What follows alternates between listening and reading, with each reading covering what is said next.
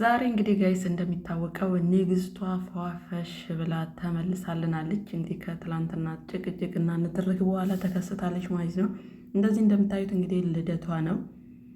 እንኳን ተወለድሽ ሩታዬ፣ የሴቶቹ እንስት የሆንሽ ንግስት፣ እንኳን ተወለድሽ። ሃፒ በርዝዴ ቱዩ ሩታነቴ ብለናል ጋይስ። እንግዲህ መልካም ምኞታችሁን ኮሜንት ላይ ግለጹላት። ሩታዬ ዛሬ እንግዲህ 23ኛ ዓመቷን የክብረ በዓል ልደቷን እያከበረች ነው።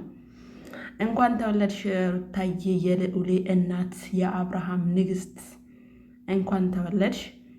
መልካም ልደት ብዬሻለሁ። እንግዲህ ደግሞ ውድ ፋሚሊዎቿ የምትወዷት ሩታነቴን የምትወዷት መልካም ልደት በሏት። በድጋሚ መልካም ልደት ሩታዬ።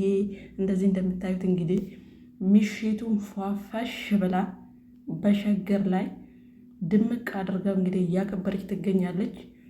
እንኳን ተወለድሽ የኛ ንግስት።